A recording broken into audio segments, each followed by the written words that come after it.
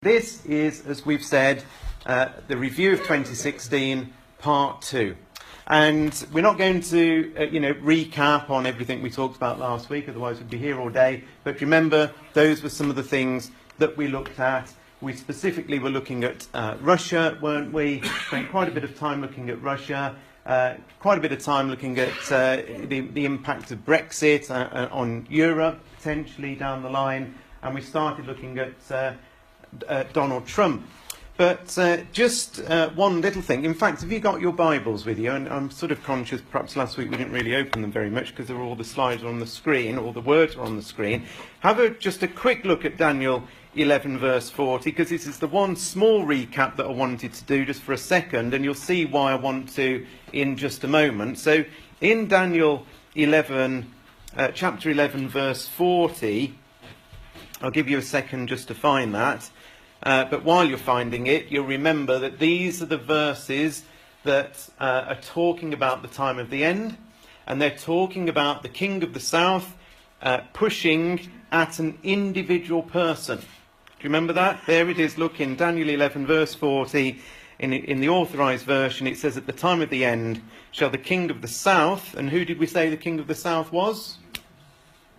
The US, us, it's the Tarshish powers based in Saudi Arabia, and that's why they're south. We'll look at that more in just a bit later on. So at the time of the end, these, America, Britain and so on, push at, that word means to goad, it means to wind up, really, it means to aggravate, at him. And we said the him was the king that was mentioned, this individual man that is mentioned from verse 36 to 39, and this man, we said, was none other than Gog from Ezekiel chapter 38. It's the description of Gog. And so what we've got at the time of the end is the America, Britain, and i.e. the king of the south, pushing at this individual.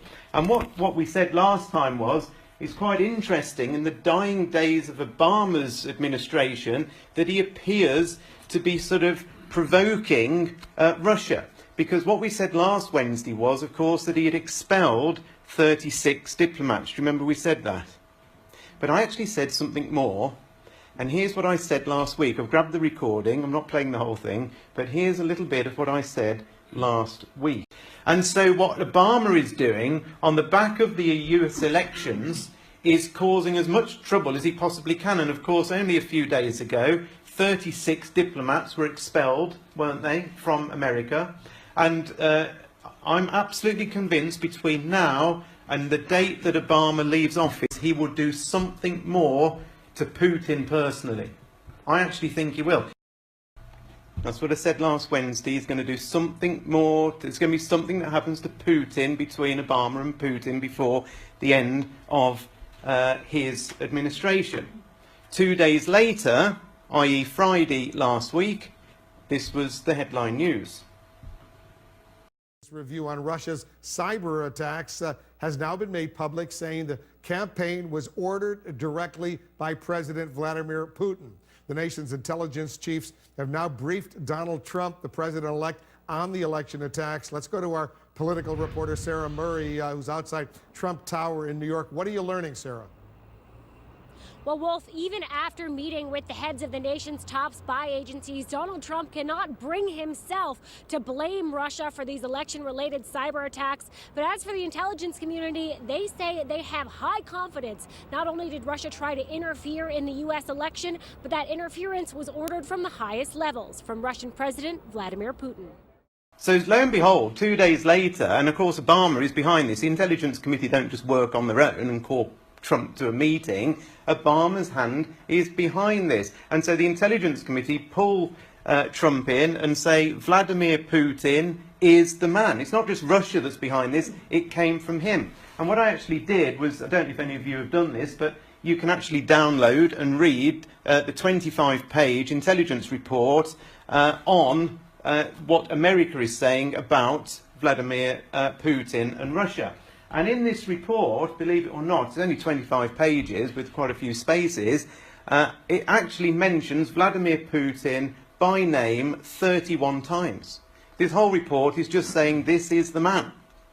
Now, I've read quite a few books on Vladimir Putin, and sort of almost feel like I've got to know him to some extent by doing this, because these go through his whole history from birth to where we are now. And it's quite an interesting thing with this man.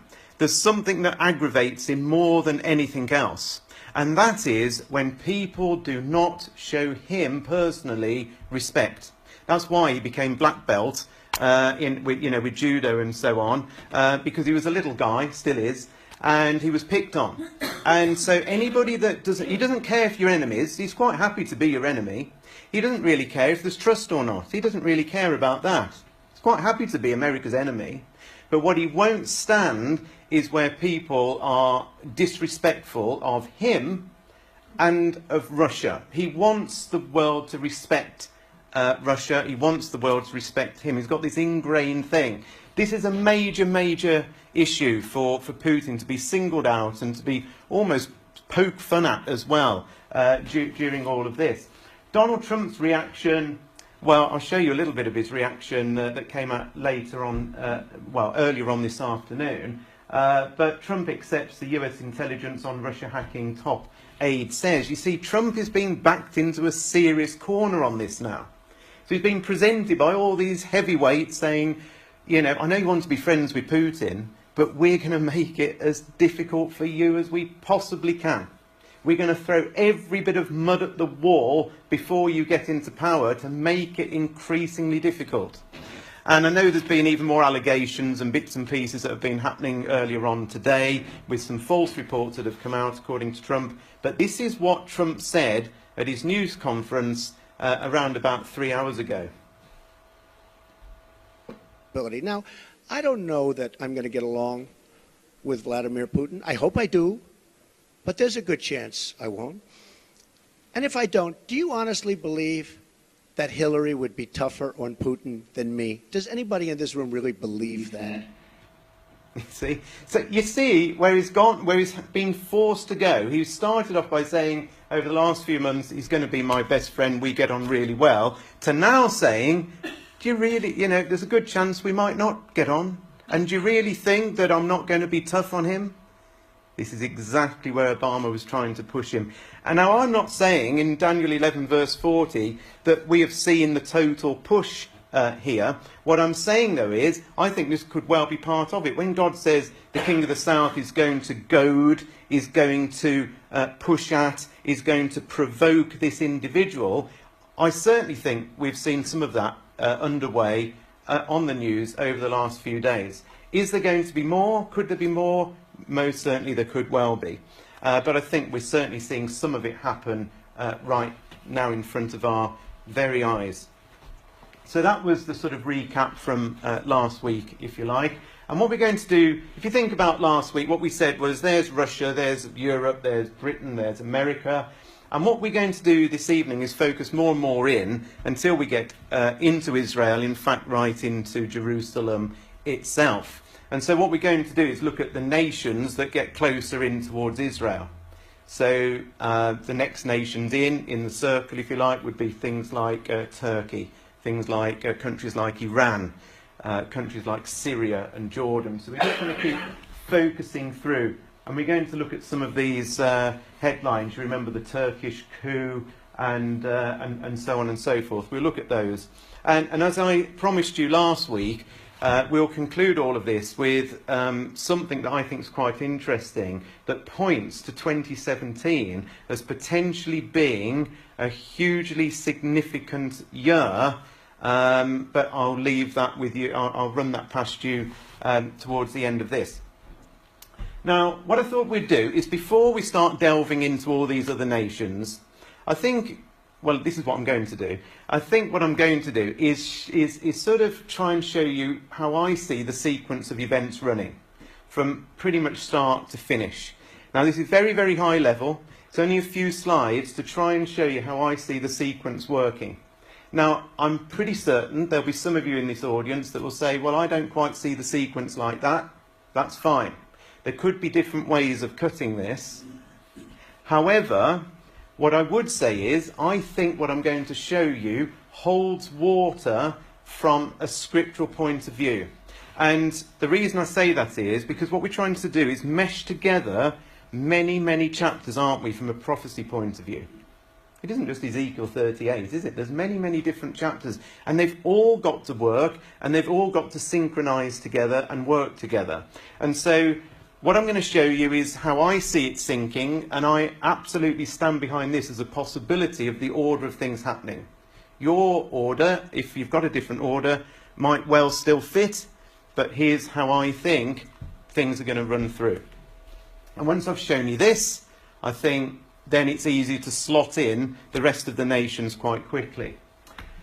So here we go with a map of the world. I mean, clearly it isn't the world, but it's a good chunk of it. And the reason I'm showing you this chunk of the world is because predominantly this is the area of the world that God is interested in from a prophecy point of view.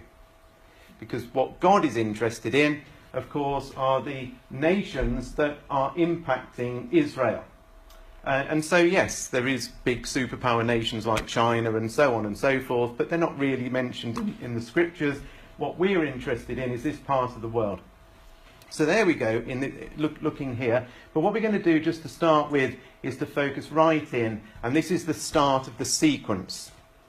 So I believe that the beginning of the sequence of events actually centred in on Israel, and I think there's going to be an initial conflagration between Israel and the immediate surrounding nations, or I should say possibly as well peoples. I'm talking here about Hezbollah in Lebanon. I'm talking about the Palestinians in Israel. I'm talking about Jordan. I'm talking about Syria. Because you see, there's too many passages in the Bible that talk about there being an issue between Israel and the immediate neighbours that surround it that needs to be brought into play in all of this in terms of the sequence of events. So I think the sort of chapters that we're looking at that talk about these things would be chapters like Zechariah 12. Zechariah 12 talks about the surrounding countries, the immediate surrounding countries that surround Israel. I think there's chapters like Psalm 83 that list out all of the immediate peoples that live around and about Israel that launch a war on Israel. I think there's chapters like Isaiah 17 that talk about the complete destruction of Syria that comes to an end as a nation, and the total and utter destruction of Damascus, which has not yet happened. Damascus is in a bit of a mess, but suburbs have been destroyed, but the whole city has not been destroyed. That still has to go. Jeremiah 49, and I could go on. There's many chapters that talk about this initial conflagration, and Jerusalem is their sort of major issue. It's a war against Israel's immediate neighbours concerning Jerusalem. But Zechariah 12 tells us in this particular war, Israel wins. Syria loses. In fact, it says that the pricking briars, right, that's what the Bible calls them, pricking briars, those are the nations and people that live round and about Israel that are constantly hurting them and poking them and whatever, they're going to be removed. So successful will Israel's war be against these immediate neighbours that Israel's pricking briars will be removed. And they'll breathe I think they'll be wounded to some extent, but actually they'll breathe a huge sigh of relief that all is now sorted. We have overcome. And Zechariah 12 says exactly that. However, after this war, I don't know all the events in between, and I could speculate, but we haven't got time to do that. But what is certain from Isaiah 17 is that there's a great void that's now left when Syria has completely and utterly been decimated and has failed as a nation entirely, because Damascus has gone. And so there's this great void that's appeared now right there just north of Israel. And I think into this void is where we see the events of Ezekiel 38 come in. So Magog, Meshach and Tubal talking about Russia. Russia heads up an invasion to come into this void and come through into Israel. And the nations that join it are Iran over there, Turkey up there, and Ethiopia and Libya over there in North Africa. And these nations, headed up by Russia, come zooming all the way down and end up, well actually, they end up in Egypt, but You know, we could go through lots of detail, but they come through Israel into Egypt, but end up fundamentally in Israel. Now, the motive of this war, somebody tell me, what's the motive of this war? What's Russia's motive? Spoil. It's nothing to do with religion, this. This isn't a religious war. This is a war about cash. It's about spoil. It's about oil. It's about gas. It's about control of this area. And down Russia comes into this area. Meanwhile, based down here in Saudi Arabia and the United Arab Emirates and Bahrain and places like that, you try and say it, is who? Who are these nations down here? The flags probably give it away. Britain and America, Tarshish and the Young Lions, based down here. Now you can see why it's King of the North versus South, because here we are here, and here's this great force predominantly coming down from up here. You notice, by the way, I have not included any part of Europe in this war. And I'm going to prove to you, hopefully for the first time, that Europe has nothing whatsoever to do with this stage of the sequence of the war. The European war comes later, and it's not about money, it's not about spoil, it's about religion, and I'll show you about that and why that's the case in a minute. So here's Russia, but as we know from the scriptures, those guys, America and Britain, based down there, really get nowhere, do they? Do they defeat Russia? Do they push Russia out? No. The best they can do is say, "Why? What are you playing at?" So I've wiped them out. They're just not, they're of zero consequence to some extent. Now, there's Russia sat there in Israel. Somebody tell me what happens at this point. What's the big news that suddenly happens? Yes, and we could say, therefore, it's who arrives on the scene? Christ. We know that because in Zechariah 14, who comes into the great big conflict where Jerusalem has been ransacked and ruined, but the Lord Jesus Christ himself, who comes and descends onto where? Mount of Olives. But here's the amazing thing. He's not on his own. Because Zechariah 14 says he comes with the saints. Which means the judgment has happened by this point. It must be. He can't arrive with the saints if the saints haven't been judged, haven't been raised, haven't gone through whatever process, however long it might be. The judgment has already happened at this point. So Christ's initial return, if I can call it that, has already happened. Must have done. Do you agree? So here's Christ. He's now with the saints in Jerusalem, but it isn't the end of the story. Because here is when the Babel side of things kick off. Because what happens now is that here, following, I believe, the collapse of the EU as we sort of know it at the minute of 26 nations, remember I said last week there'll be a group of 10 that emerge with Germany as its centre. This is a resurrected Holy Roman Empire headed up with the Vatican, the woman, the harlot woman seated on 7 hills in Revelation 17. This now takes place. Now the reason I believe it takes place now and after the return of Christ into Jerusalem is simply because in Revelation 17 the beast and the woman make war against who? The Lamb. And those who are called and chosen and faithful. This, you see, has nothing to do with the previous war. This is a religious war after Christ is established in Jerusalem. And as crazy as that might seem, because we might say, well, surely no. I can't believe that somebody would fight against Christ when he's there in the land.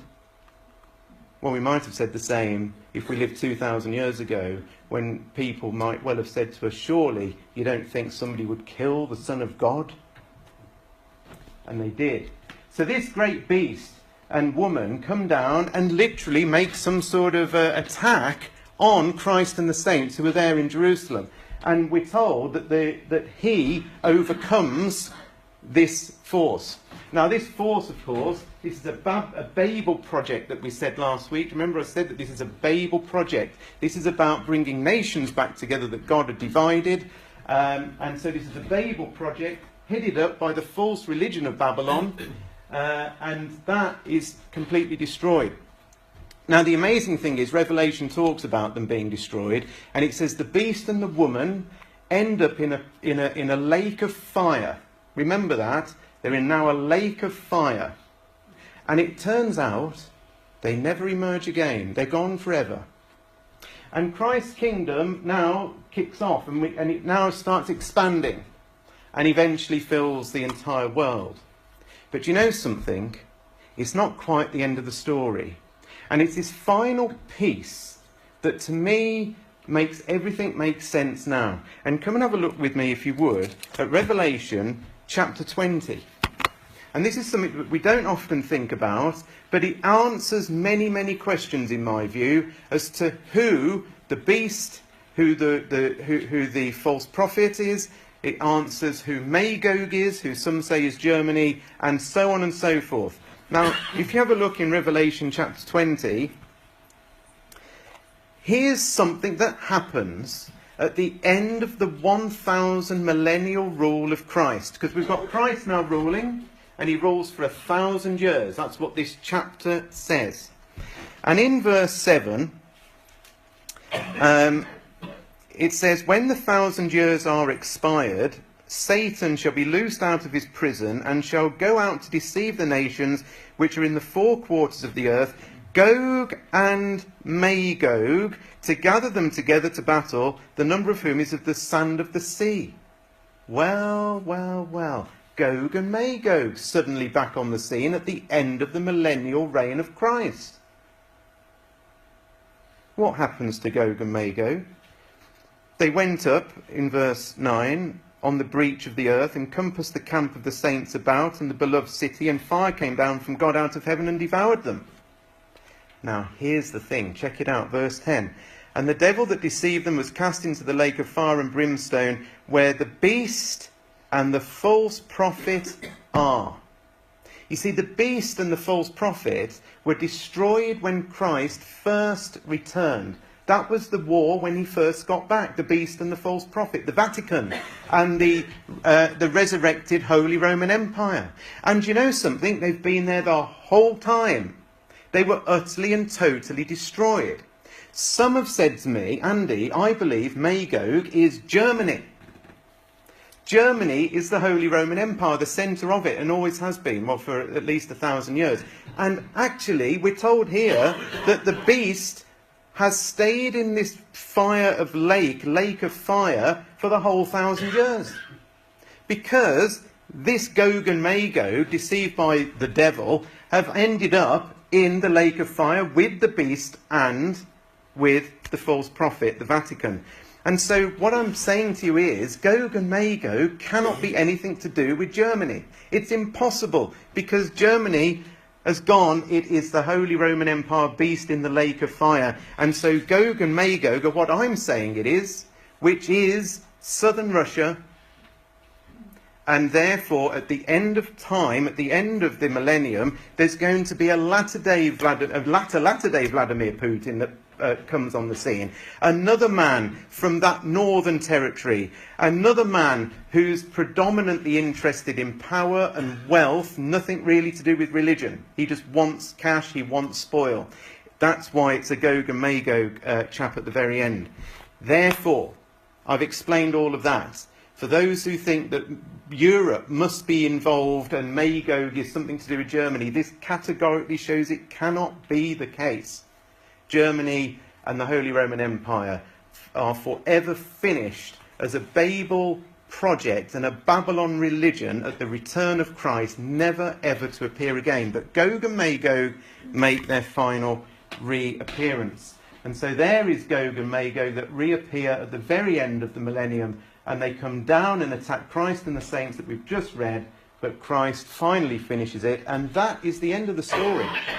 Or you might say, that's the beginning of the story, because this is when God himself comes back to earth, or not back to earth, but comes to earth and lives on earth with man. God is coming here at that point, because all sin and all death is now removed, and only immortal, sinless people remain on planet earth at that point. So there's my sequence. You might agree with it, you might not. But let's have a look now and slot in all the things that have been happening in that context. So first of all, let's have a look at Turkey. So I'm saying that Turkey is all to do with Togarmah and Gomer in Ezekiel chapter 38, and therefore it's a nation that's on side with Russia, as a partner with Russia when Russia invades. Russia, I don't think, takes over Turkey. It doesn't say that. It actually says Russia and Togarmah are working together, and Russia is acting as a guard to them and protecting them. Now, if you remember last year when we were here, there'd been a plane shot down by Turkey. Turkey had shot down a Russian plane. Do you remember that? And a number of Christadelphians emailed me through the World Watch saying, I thought you said Turkey would be on side with Russia, and yet it looks like there's going to be a war between Russia and Turkey. I said, hold fire. I don't think there will. Because fundamentally, God says that Turkey will be on side with Russia. And you know something? If you remain patient and not get carried away by a headline here and a headline there, look what happens. So after Erdogan apology, he's of course the leader of Turkey. Russia brings Turkey in from the cold. That was on the 2nd of July in 2016. So he apologises, and Russia now says, OK, let's sort of start making friends. Then, if you remember, there was a coup, wasn't there, in Turkey? Do you remember that? And it was quite close to Erdogan losing power. It was pretty close, because the army, many parts of the army had fought against him. Turkey's response to the coup could herald a permanent break with the West. And in fact, that is definitely happening now, because Turkey, for some time, had wanted to join Europe. That isn't part of the plan. You can see that Turkey isn't part of the beast system. Turkey is part of the Russian system, coming down with Gog and Magog. Now have a look at this. So this was on July the 29th, 2016. Turkey-Russia relations could benefit in the wake of the failed coup. So you can see why I'm now interested in this particular headline, and it continues. So this was now August the 10th. Putin mends broken relations with Turkey's Erdogan. So we're tracking all the way through here, Turkey gradually coming on side. And now I understand why there's a coup.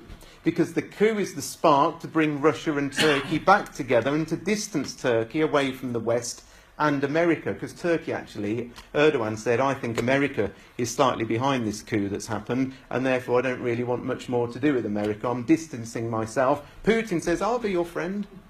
Excuse me, I don't mind you shot down one of my planes. We can patch it up. And that's what that's saying. There they are, look, smiling, happy.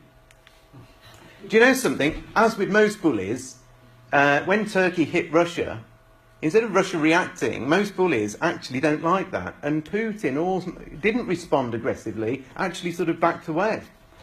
Putin and Erdogan pledged deeper military contact after gas deal is signed. That was on October the 10th. Deeper military ties. What did the Bible say? Togarmah, Gomer. By the way, Togarmah is eastern Turkey and Gomer is western Turkey. Turkey's an enormous country, and both of those two territories are completely described by Togarmah and Gomer in Ezekiel 38.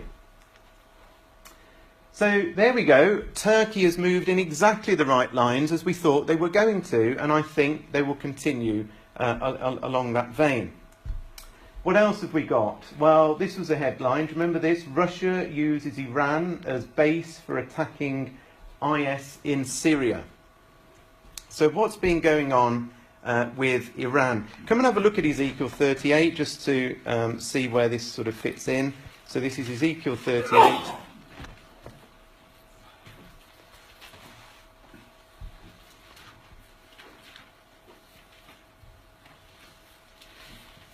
So what we've got here is the description of Gog of the land of Magog, chief prince of Meshech and Tubal in verse 2. God saying, I'm going to turn you back, put hooks in your jaws and bring you forth and all your army in verse 4. And then he lists out some nations that come down with Russia or join Russia in this great big huge army that invade Israel. And the first on the list is who? Persia. And who's Persia? Iran. So first on the list is Iran. Second on the list is Ethiopia and Libya. There's Gomer, and next on the list is Togarmah. That's the Turkey bit there in verse 6, Gomer and Togarmah. But Persia is first on the list. You might therefore imagine that in the scale of it, Iran is the next big and closest element and partner of Russia. It's almost like God's listing these things out for us. So what's been going on with Iran, and do we see Russia and Iran working together? Well, yes, we do. So what we've got here is Iran firing missiles marked with Israel should be wiped, I think it said off the face of the earth. So we've basically got here Iran firing missiles, and then over there, this was all happening in March last year. So clearly, so there we go, that's that. Look at this one. Top Iranian general, Iran preparing for all-out war with America. This was in April last year, 2016. And of course, this is after the deal, isn't it? This is after the deal has gone through with America.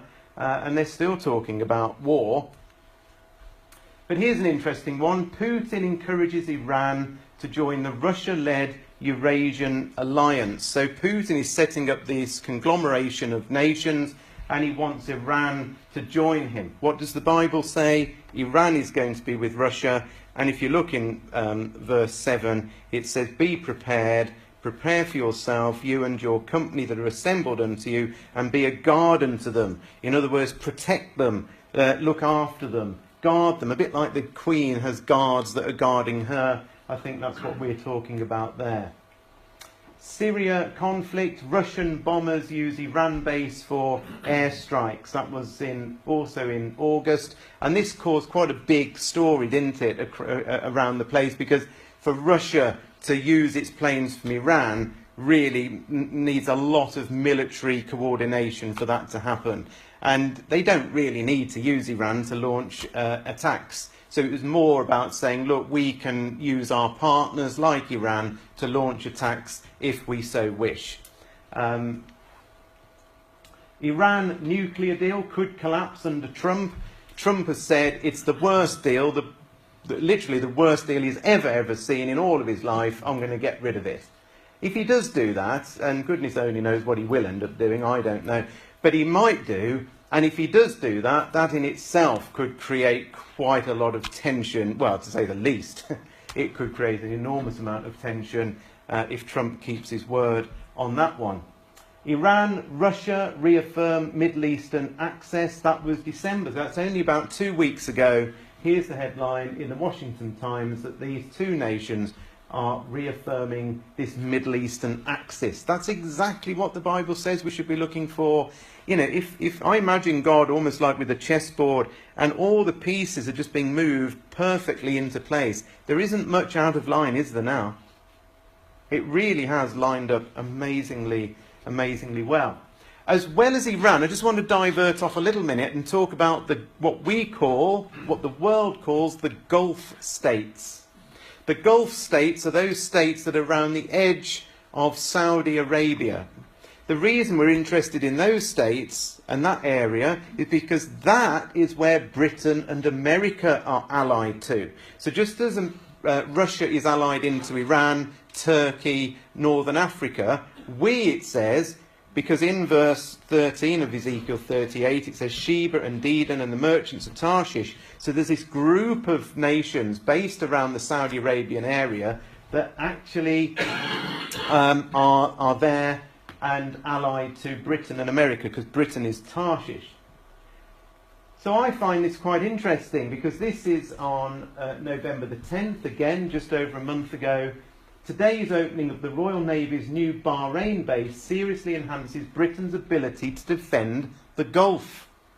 Where is Bahrain? Here is Bahrain. In fact, if you look on ancient maps where Sheba and Dedan were, which I've done, I haven't put it on this slide, should have done perhaps, but Sheba and Dedan, if you look at it, are exactly in this northern area of Saudi Arabia and encompassed exactly Bahrain, that we now know as Bahrain. It's exactly this area. It isn't the whole of Saudi Arabia, it's this bit around here. So it encompasses some of northern Saudi Arabia, but it definitely covers Kuwait, Bahrain, Qatar, the United Arab Emirates and Oman. And there we are, look, Britain with a new base, military naval base, right here, smack in the middle of Sheba and Eden. The king of the south is getting its act together and building up forces. And by the way, I'm sure you're aware, Saudi Arabia is arch enemies of who? Who's Saudi Arabia's arch enemy? Iran. Fits, doesn't it? Because Iran's on the Russian side, Saudi Arabia, one Sunni and one Shia Muslim, by the way. These guys are Sunni and Iran is Shia.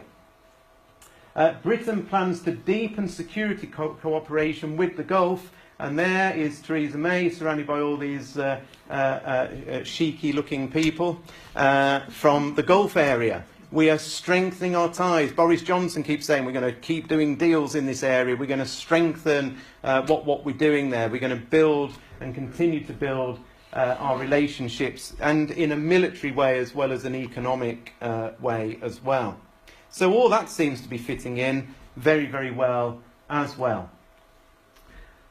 What's been going on with Syria? Well, I'm just going to show you a couple of slides on this because the war continues to rumble on, and I don't think we need to keep putting up loads and loads of slides every time about this. But here's a few of the more recent slides so we sort of get it up to date as much as we can. The reason I'm interested in this headline here, Israeli airstrikes hit Damascus outskirts, and this was only at the back end of November, so about November the 30th, Israel struck Damascus, or the outskirts of it. In Isaiah 17, that talks about the complete and utter destruction of Damascus, it also talks about Israel being greatly weakened at the same time. It talks about Jacob's flesh waxing thin. So that leads me to conclude that at the same time that Syria comes to its total demise and Damascus completely ends as a city, Israel is weakened at that point. Which means to me that there's got to be potentially some involvement of Israel in the Syrian conflict. I might be wrong on this. I mean, I'm trying to work out how Israel could be weakened at the same time Damascus falls. But effectively, I think this is what does happen, that Israel sort of gets involved in this conflict. So when Israel is hitting Damascus, that says to me we could be getting more close to these events sparking off. Aleppo, of course, which is mentioned in Jeremiah 49 specifically as a city that's living in great fear and distress because it sees all the war and calamity going on. Jeremiah 49 speaks all about that.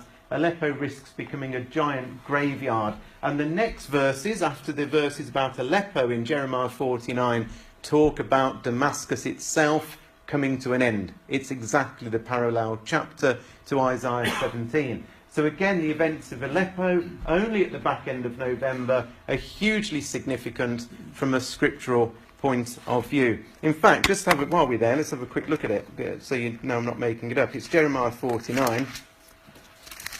And verse 23.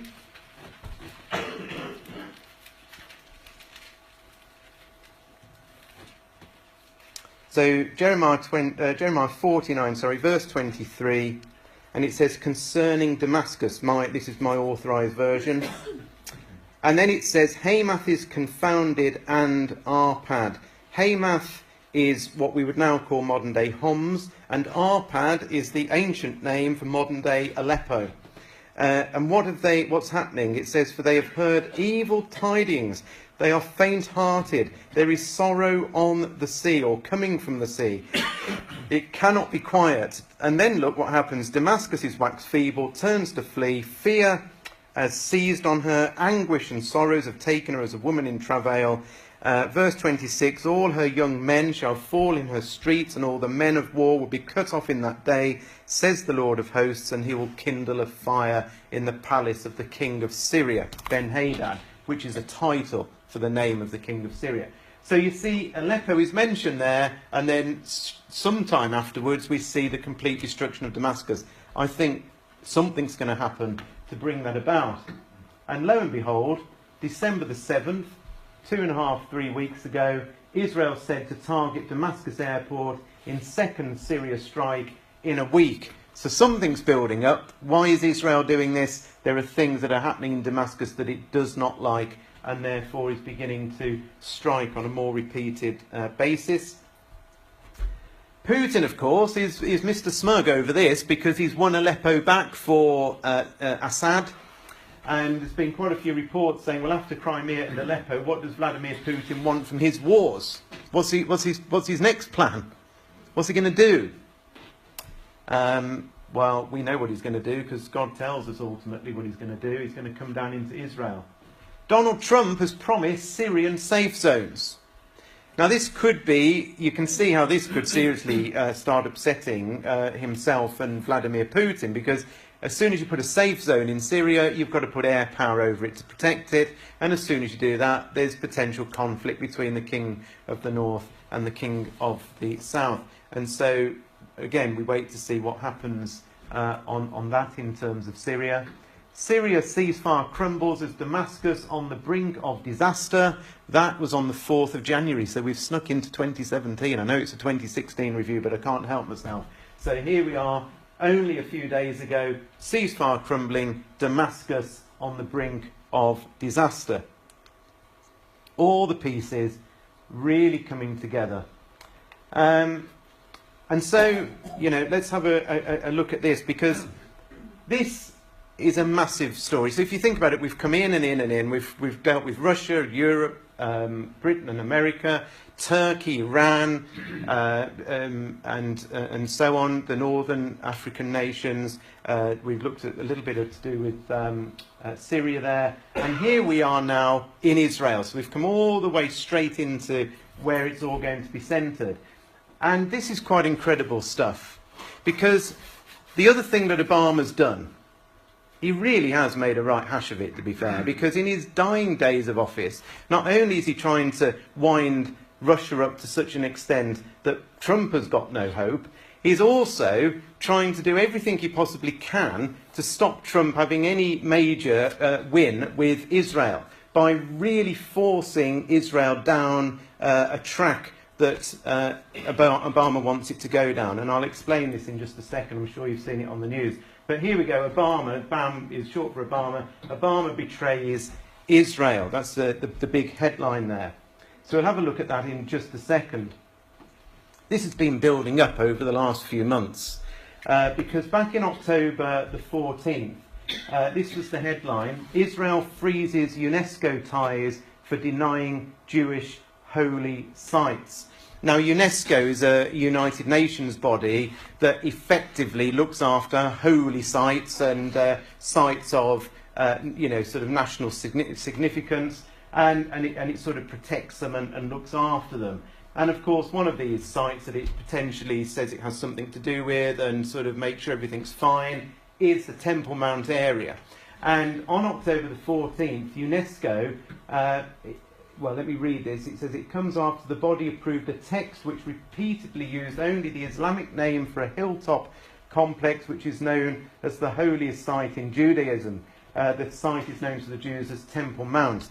So UNESCO basically said Temple Mount and everything in it is Arab. It's nothing to do with Israel. They didn't quite say it as bluntly as that, but effectively that is exactly what they said.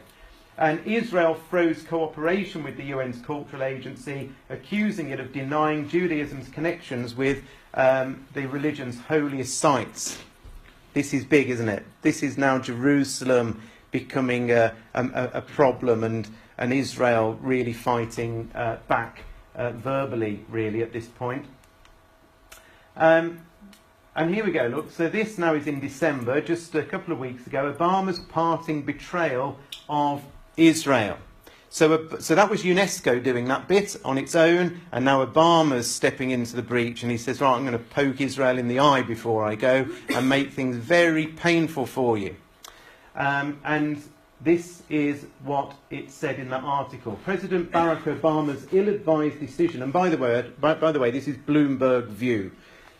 President Barack Obama's ill-advised decision to order the US to abstain on a United Nations resolution condemning Israeli settlements breaks with the past US policy, undermines a vital ally and sets back the cause of Middle East peace. Yet it also offers Democrats and Republicans a chance to unite around a more realistic approach to resolving one of the world's most intractable conflicts. The resolution passed last week says Israeli settlements built on land occupied since the 1967 war have no legal validity. It thus brands the 1/10 of Israel's Jews who live in East Jerusalem and the West Bank as residential outlaws and could thereby strengthen the efforts to sanction or boycott Israel or even sue it in international bodies. Now, this wasn't just a case of America abstaining. Netanyahu and the Israeli government have said it wasn't just about America abstaining from this vote. It was the fact that America, behind the scenes, organised the vote. That's what's wound up Netanyahu to this extent. Have a listen to him here. Over decades, American administrations and Israeli governments have disagreed about settlements, but we agreed that the Security Council was not the place to resolve this issue. We knew that going there would make negotiations harder and drive peace further away. And as I told John Kerry on Thursday, friends don't take friends to the Security Council. I'm encouraged by the statements of our friends in the United States, Republicans and Democrats alike. They understand how reckless and destructive this UN resolution was. They understand that the Western Wall isn't occupied territory. I look forward to working with those friends and with the new administration when it takes office next month. You can feel the anger there, can't you? He's not happy at all with what Obama's done, but the Security Council resolution is passed and will not be overturned. So Israel now is very much on the back foot.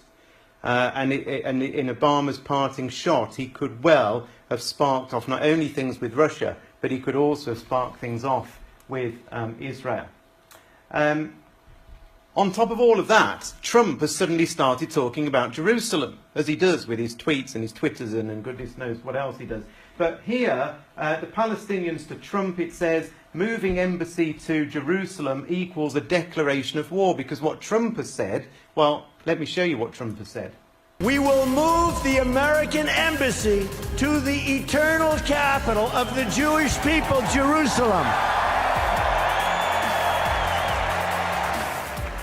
And we will send a clear signal that there is no daylight between America and our most reliable ally, the State of Israel. There you go. So he's been pretty emphatic about that. In fairness, other presidents-elect have said that they would move the embassy into Jerusalem, but probably not quite as powerfully as this man. He really has said this. And only a couple of days ago, and so on the 7th of January, where are we now? It's the 11th, I think, is it, of January today? But there we are on the 7th of January. Moving US embassy to Jerusalem is a red line. Jordan is warning. So you move the embassy, that's a red line. There's conflict. Jordan, by the way, is one of the nations that will get involved in the initial conflict with Israel when Syria gets involved. So there we are. Lots and lots happening, and Jerusalem is suddenly very much on the news, and I think will increasingly be so. In the last 5-10 minutes, I want to show you, though, why it is that potentially everything has lined up for this year. Do you want to see that quickly? Or have you had enough? No, we may as well do it to the end now, might we? Let's do it to the end. Okay. Let me show you why 2017 could be a spectacularly significant year on our calendar, on God's calendar. Remember this, the Lord Jesus Christ foretold events of AD 70 and the scattering of the Jews. He said that when you see Jerusalem compassed with armies, you know the desolation thereof is nigh, and they're the days of vengeance. He then said that the people of Israel, the Jews, would fall by the edge of the sword and be led away captive into all nations. We know that. That happened in AD 70. He didn't stop there, though. If that was the end of his sentence, if that was a full stop and the end, instead of a colon and a continuation, what a desperate situation for the Jews. But Jesus didn't stop. It was a colon, and he said, after that, and Jerusalem shall be trodden down of the Gentiles until the times of the Gentiles be fulfilled. So in other words, Jesus said, look, yes, Jews will lose control of Jerusalem until one day they get control of it back once again. And so with many other passages in Ezekiel and so on, we've known for a long, long time, well, before I was born and way back to when Christadelphians began with John Thomas, where in 1848 he said, actually, Israel will be re-established one day in the land of Palestine. He knew that in 1848, 100 years exactly before Israel was recreated. How did he know? Because of verses like this, and because of many other passages in the Bible as well that said that God would re-establish the nation of Israel. Now, the history of the nation of Israel is quite interesting, but to understand how it came to be, there are some significant dates on the calendar. And in this book here, it's a fantastic book that I was given when I stopped doing Sunday school at Pershaw. But this tracts, it's written by Martin Gilbert, and I don't know if any of you have got it, but it's absolutely brilliant because it talks about how modern Israel was created.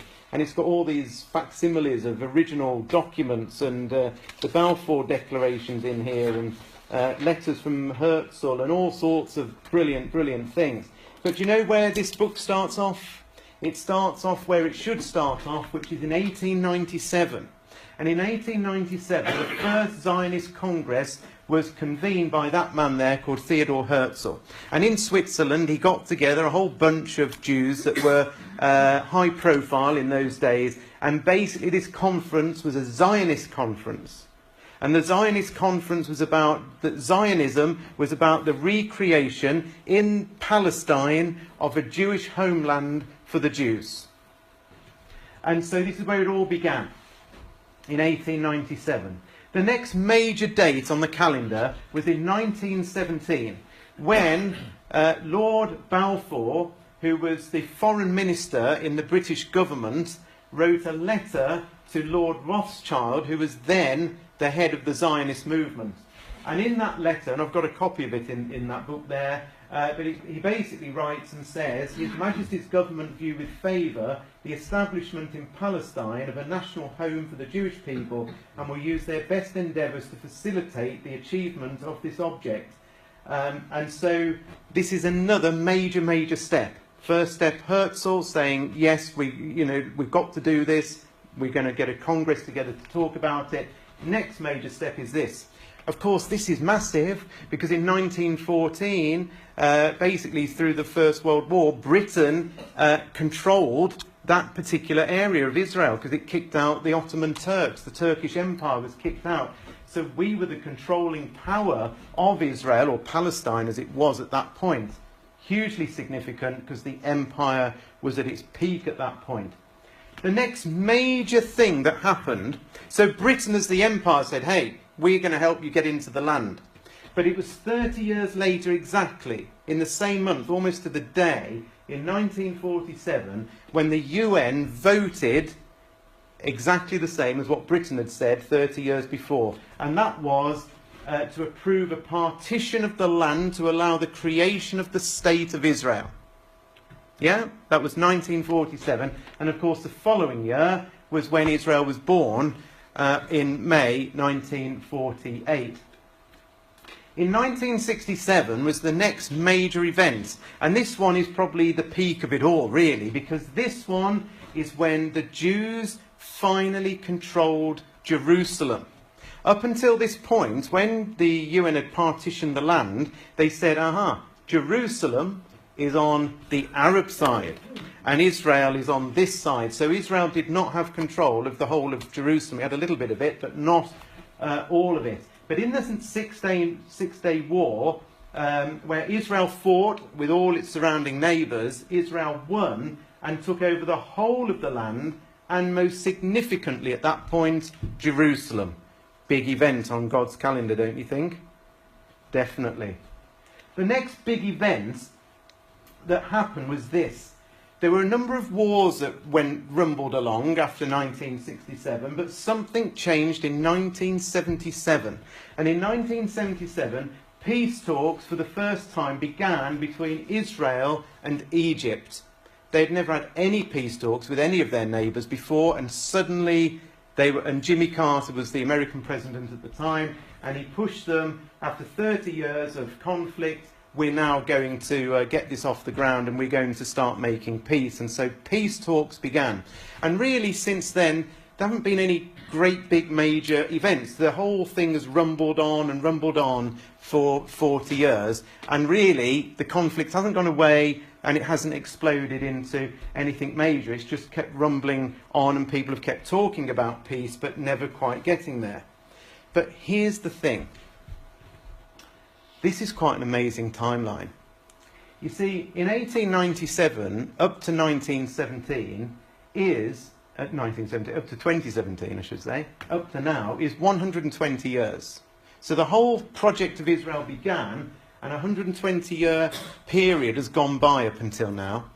In 1917, for the first time ever, the occupying land and the occupying powers of the land said, we will give this land to the Jews. And 100 years have gone by, which brings us up to 2017. In 1947, the world, through the UN, voted to say, do you know what, we are going to give the land to Israel. Another massive, significant point. That 70 years have gone by. In 1967, they took over Jerusalem, and 50 years have gone by that bring us up to today. And peace talks between Israel and its surrounding neighbours began in 1977, that brings us 40 years later to now. Now, here's the thing. All of these dates, all of these years, are hugely significant from a biblical point of view. Every one of those dates is massive. Let me show you very quickly. All of these numbers in the Bible are to do with judgment or release of people or the end of a time of testing. Watch this. 120 years is only mentioned once in the Bible, and it's in relation to the flood. In Genesis chapter 6, God says, I will put up with this for 120 years. At the end of 120 years, the flood came. It was the countdown, it was God's clock counting down to the final judgment when God would flood the earth. 120 years is mentioned there. 100 years is mentioned in Genesis chapter 15, and it's the very, very first time that the word generation is mentioned in relation to a time period, and a generation is mentioned as being 100 years exactly. At the end of this period of time that Genesis 15 is talking about, it's the end of a period of time when the Jews were released out of Egypt, but judgment was about to come on the Amorites that lived in the land because their sin had reached the full. So this is about release and judgment. This is about judgment. 70 years. Now 70 years, you remember, is to do with the captivity of Israel being in captivity in the land of Babylon. And God said, after 70 years, I will release you. You will go back to the land. So Israel was in captivity, and then there was release. That was at the end of 70 years. 50 years is the big one. 50 years is the year of Jubilee. In the Bible, there's a final 50th year. Every 50 years is a Jubilee year. And in the 50th year, it's a year of release. It's a year when all debts were forgiven. It didn't matter what debts you had, they would be forgiven. And so 50 years, hugely significant period of time. 40 years in the Bible is significant of the time of testing. That's why the Jews spent 40 years in the wilderness. It's actually why Jesus spent 40 days in the wilderness. 40 is symbolic of a time of testing. So what I'm suggesting to you is that 2017 lines up rather amazingly with all of these significant time periods in the Bible. Just by coincidence, would you say? Or could it be that 2017 is the time both of the beginning of the judgment, but perhaps, for some, release? Do you see that? Could be, couldn't it? especially when you add together all the things that we've talked about for 2 nights with Russia, with Britain, with Brexit, with Trump, with Jerusalem, with Syria, with Iran, with Turkey, with all of these things that have happened one after the other, and Jerusalem suddenly coming full pelt into the headlines with Trump statements and Obama doings. We really could be on the very brink of amazing things to happen in this year. I've gone on enormously, but hopefully it's shown you over these 2 evenings that God and his angels, the Lord Jesus Christ, are working flat out, I believe, right now. All the pieces are together. It probably needs one piece to start the checkmate sequence, but at some point that could happen, and it could happen at any day. But for those who are visitors in here thinking, well, do I wait and wait for, maybe Russia to come down or things to happen more so than even now, I would say don't. Because the judgment has taken place, as I said at the beginning, before Russia actually does come down and makes his move. If you're going to do something, there might not be too long left.